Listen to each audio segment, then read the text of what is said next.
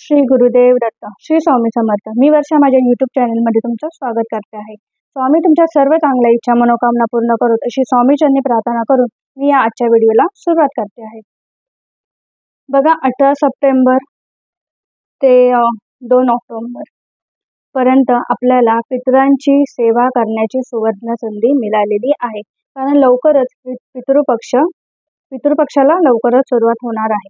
आता या पितृपक्षात आपल्याला काय सेवा करायच्या आहे तर त्याच आपण या आजच्या व्हिडिओमध्ये पाहणार आहोत. बघा तुम्ही आता बोलाल की आमचे सासू सासरे आहेत, आजी सासू सासरे आहेत, सर्व माणसं म्हणजे ठीक आहेत, व्यवस्थित आहेत, तर आम्ही पितरांचं काय करणार? तर असं नाहीये. बघा पितृदोष असो अथवा नसो, पितृपक्षात सर्वांनी पितरांची सेवा ही केली गेलीच पाहिजे. त्यापैकी सर्वात प्रभावी अशी साधी सोपी, कोणतेही नियम अटी न पाळता करावयाची अशी साधी सोपी सेवा मी तुम्हाला सांगणार आहे. या आजच्या व्हिडिओमध्ये मी तुम्हाला ही सेवा सांगणार आहे. सेवा खूप प्रभावी आहे. तुम्ही मनोभावाने कराल तेवढाच तुम्हाला त्याचा प्रभाव दिसेल. बघा पितृदोष असेल तरच सेवा करायची का? तर असं नाहीये. बघा आपण देवांची सेवा रोज का करतो? आपण देवांची न चुकता रोज सकाळी व्यवस्थित दिवा लावतो, अगरबत्ती धूप नैवेद्य दाखवतो. ही आपण देवांची सेवा रोज का करतो? कारण देवांची आपल्यावरती कृपा राहावी म्हणून. तसंच आपल्याला या पितृपक्षामध्ये, स्पेशली पितृपक्षामध्ये आपल्या पितरांची सेवा करायची आहे. कारण त्यांची आपल्यावरती कृपादृष्टी राहावी, त्यांच्याकडनं आपल्याला भरभरून आशीर्वाद भेटावे, त्यांचा आत्मा किंवा ते जिथे कुठे असतील ते शांतीने राहावेत किंवा समाधानी राहावेत, त्यासाठी आपल्याला या पितरांच्या सेवा करायच्या असतात. पितरांच्या सेवेमध्ये सर्वात प्रभावी अशी सेवा येते ती म्हणजे भागवत ग्रंथ. हा बघा या पद्धतीत संक्षिप्त भागवत ग्रंथ. आता हा तुम्हाला मी कॅमेऱ्यामध्ये तुम्हाला हा उलटा दिसत असेल, पण या ग्रंथाचं पठण आपल्याला या पितृपक्षामध्ये करायचं आहे. आता बघा बऱ्याच स्त्रियांनी भागवत ग्रंथाला सुरुवात केली असेल आणि कोणी करणारी असते. तर बघा भागवत जो मूळ ग्रंथ आहे तो फार मोठा आहे. भलेही आपण वर्षभर जरी वाचला तरी तो आपल्याकडून वाचून होणार नाही, असा हा भागवत ग्रंथ फार अमूल्य असा भागवत ग्रंथ आहे आणि तो फार मोठा आहे. आणि तो आपल्या नेहमीच्या या धावपळीच्या लाईफमध्ये किंवा धावपळीच्या रोजच्या रुटीनमध्ये आपल्याला तो वाचता येणं शक्य नाही. आणि त्यासाठीच आपल्याला हा संक्षिप्त भागवत ग्रंथ जो आहे तो आपल्या गुरुमाऊलींनी आपल्यासाठी जो तयार केलेला आहे, तर त्याचं आपण पठण पारायण हे आपल्याला या दिवसांमध्ये करायचं आहे. चटकन प्रसन्न होणारे देव म्हणजे आपले कुलदेव. तसंच चटकन प्रसन्न होणाऱ्या देवांमध्ये आपण आपल्या पितरांचा सुद्धा समावेश करतो. आपले पितर सुद्धा, त्यांची आपण उपासना केली, सेवा केली की ते सुद्धा चटकन प्रसन्न होतात. बघा पितृपक्षामध्ये दान धर्म वगैरे करणं सर्व ठीक आहे, पण त्यासोबतच आपल्याला या संक्षिप्त भागवत ग्रंथाचं पठण करणंही तेवढंच महत्त्वाचं असतं. बघा आता या दिवसामध्ये भागवत ग्रंथच का पठण करायचा? तर कसं आहे ना, मनुष्य जन्माला येतो. मनुष्य जन्माला का येतो? मनुष्य जन्म का मिळतो? मनुष्य जन्म मिळतो ते मनुष्य जन्माला जो येतो ते कोणाचं ना कोणाचं ऋण फेडण्यासाठी.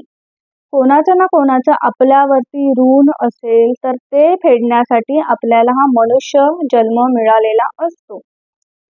बघा आणि या सर्व ऋणातनं मुक्त होण्यासाठीच आपल्याला या ग्रंथाचं पठण करायचं आहे. बघा आता ते ऋण कोणते आहेत तर ते बघू.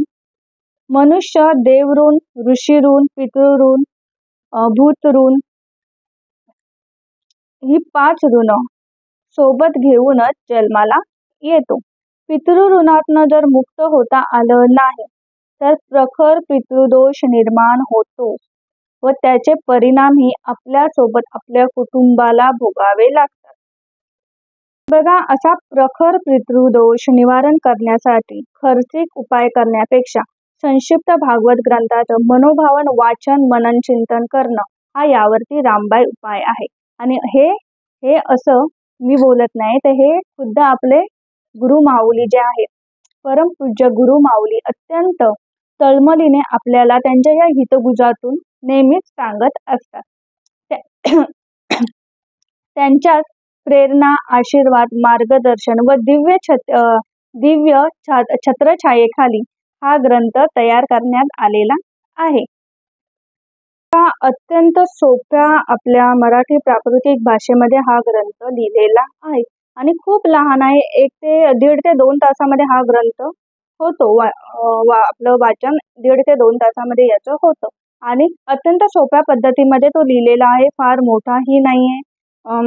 त्याच बरोबर मी स्वतःही हे जे पारायण आहे ते मी स्वतःही करते आणि म्हणून मी तुम्हाला सांगते की हा 1 ते 1.5 तासामध्ये किंवा 2 तास पकडा, त्यामध्ये हा आपला वाचन करून होतो.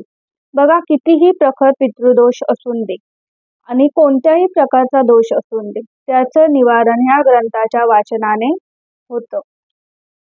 बघा, कोणाला जर पारायण करायला जमत नसेल, पारायण म्हणजे काय तुम्हाला माहित असेलच. पारायण म्हणजे एकाच बैठकीत पूर्ण अध्याय किंवा पूर्ण पुस्तक वाचायचं, ते एक पारायण.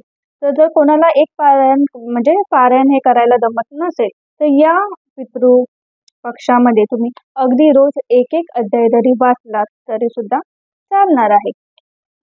बघा, पण जास्तीत जास्त या ग्रंथाचं पारायण करायचा तुम्ही प्रयत्न करा, कारण सेवा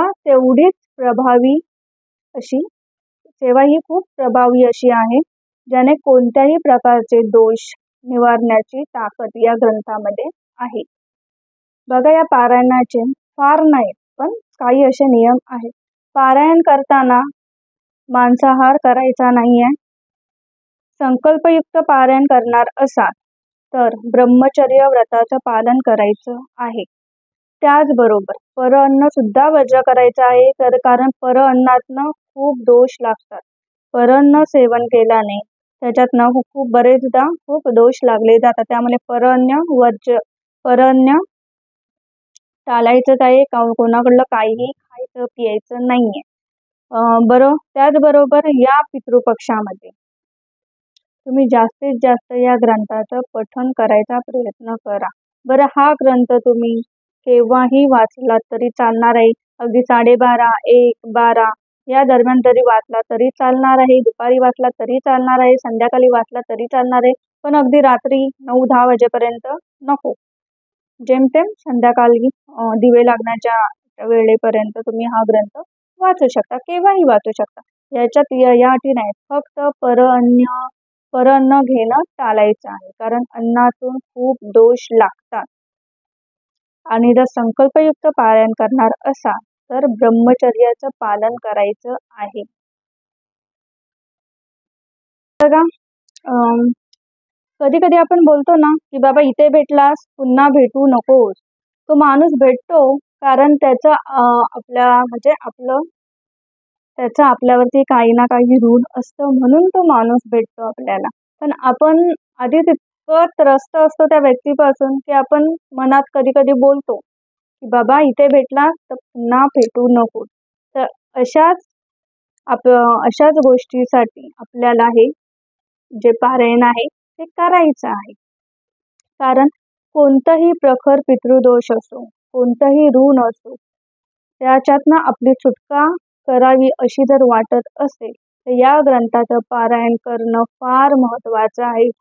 खूप प्रभावी अशी ही सेवा आहे. तुम्ही सर्वांनी ही सेवा आवर्जून करा.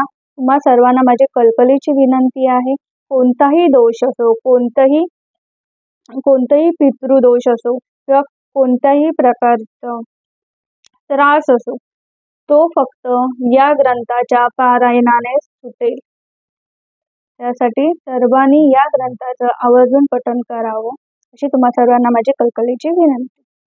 माझा व्हिडिओ जर तुम्हाला आवडला असेल तर प्लीज लाईक, शेअर आणि सबस्क्राईब करायला विसरू नका.